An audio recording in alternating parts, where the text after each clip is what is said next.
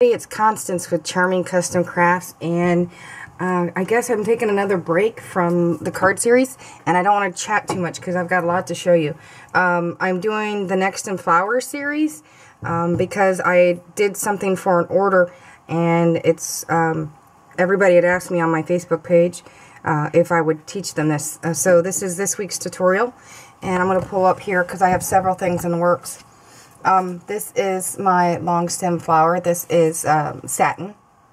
It's using the melted flower technique, so this is an extension onto the melted flower technique. So I hope you guys enjoy this, and it's very beautiful. So let me get started because it's going to be there's a lot to this. Now what you're going to need is you're going to obviously need green. So you'll need a green solid satin. Remember, you cannot use anything with cotton or any natural materials. It has to be synthetic to melt. You're going to need a bowl of water, of course. You guys know that I'm anal about that. You'll need another color for the flower. You'll see me do a couple of them here. I have yellow, burgundy, white, and I have red. So in addition to that, you're obviously going to need lighters. I use 3. So you've got 3 lighters. And now you can use, you're going to need a pair of scissors, of course, and I'm using my Cricut scissors. You can use these for the stems. You can find this in the floral department and Joann's, Walmart. But depending on how stiff you want the stems to be, you might want to consider taking something like around the house, like a hanger, a metal hanger and a wired hanger, and then taking it apart and then twisting it and putting a gem, because these already have crystals at the top. So I'm going to show you, and I'm going to take one because I have several in the making here, and you're going to get to see each one of them. So I'm going to stick this over. So you're going to need one. So we're going to stick this over. Now what you're going to need, and I'm going to pull out the red here because I have a lot of it. You're going to take the red and randomly start cutting. It's not like the circles. You're going to start with a teardrop design, and I'm only going to cut a few because I'm already prepared for this. You're going to cut, of course, a teardrop design, and it doesn't matter if it's perfect, because if you've seen my flower tutorials, you know that it doesn't really matter if they're perfect, especially since you're burning them, or melting them with the candle, I should say. I'm sorry, I should be doing this more on camera here. So you're going to start, and you're going to do several of these, and you're going to start with small and go larger. I actually, for the red one at least, and you could do this for all of them, you can cut some organza ones, so that you can put some in the middle. So you're going to see me, you're going to take out all of these. Now, I can't tell you exactly how many you're going to need. And I say that simply because I can't tell you how many you're going to need. It really depends on what you want to do with your flowers and how big you want to go. So with that being said, you're going to see lots of these. My suggestion is that you put them in the order of size that you're going to use them, and you can get to that later. But you're going to take your lighter, and of course make sure your water's close. And then you're going to start melting the edges, and depending on the fabric and the color of the fabric, you might see that the edges turn a different color, and that's very stinking cool.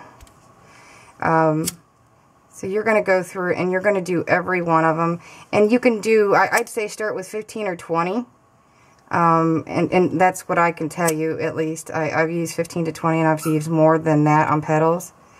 This is a time-consuming flower, but these are long-lasting flowers. They're better than the plastic, and they're better than fabric or paper.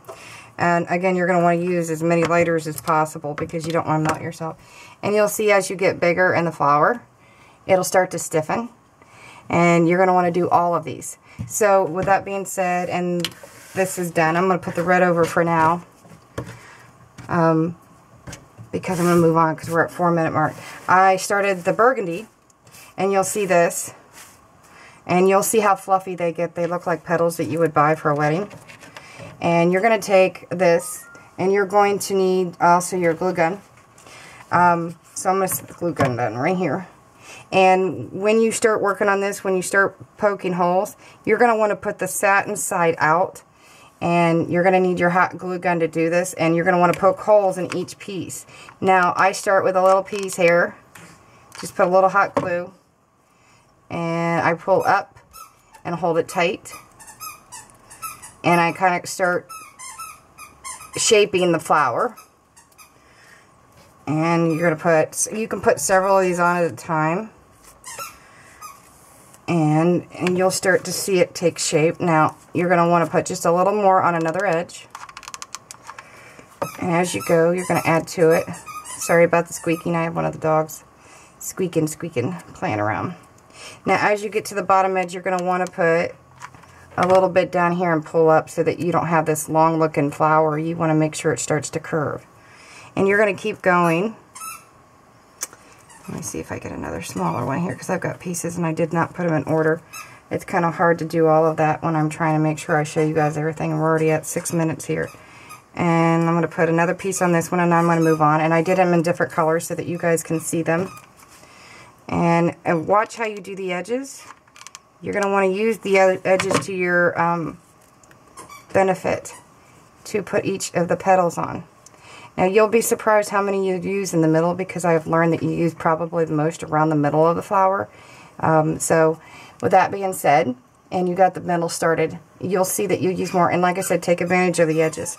I'm going to push this back. I have actually prepped all these with holes already. And I'm going to stick this aside because I got to finish it. I want to show you one that I have started. It's for a friend here. And there's the yellow one. And so we're going to work on the yellow and put a little bit on the yellow. And if you can see, there's probably about 10 or 12, maybe 15 already in there. Now I'm going to show you, you're going to want to take advantage again of the edges right here. And you're going to go in and you're going to take the next petal. And I always put a lot of them on at one time. And you'll see that the satin edges is out. And it starts to form around the flower. And you're going to use some of this more inside, again, to curve down the inside petal.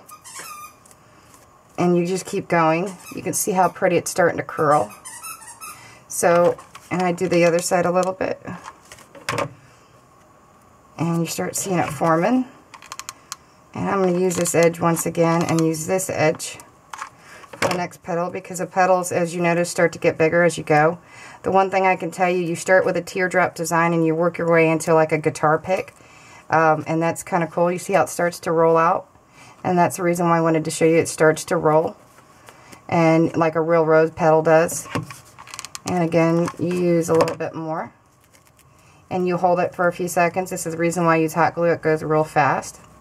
Now, I'm going to stop at that, because you just keep going until you get a full flower. So there's your yellow one. I'm going to stick this one over. I do have another flower sitting here, and I got to find it where to go. Oh, here it is. This is my white flower, and I wanted to show you this. This is the white one. It's for a baby's grave, but I want to show you how to do the bottom of this. And you're going to take any means of a circle. It doesn't have to be perfect. And you're going to just cut a pinwheel pattern, and you're going to slice out just a little piece out of each one. And it doesn't have to be perfect, because you're going to, again, and you're just going to keep going until you have more of the pieces out. And you're going to do the whole side, and I'm going to show you that. Because here's one that's already done with a pinwheel. And you can see it's kind of like a real flower in the middle underneath. And you're going to take one side at a time. And what I tell you to do is that you always curl back 2 of them and do the opposite on each one. This one happens to be my last one, and you can see how I sharpened them with the melted look. So, you know, you can just go through and you melt it. And again, always keep that water nearby in case you do burn something. If you want to follow me on Facebook, look for me under Friends, and look for the icons that says Tips and Tricks with a blue daisy. Now, you're going to get to this part, and this is the stem. You're going to take a long piece, and this one's already melted, a long piece of green, and what you're going to do is you're going to do the same thing and it's already melted on both edges, and you just kind of roll it with hot glue all the way down, and then when you get down to this end, you're going to go right back up. If you want to see the full thing, come to my Facebook page and see the pictorial. See you there, guys. Bye.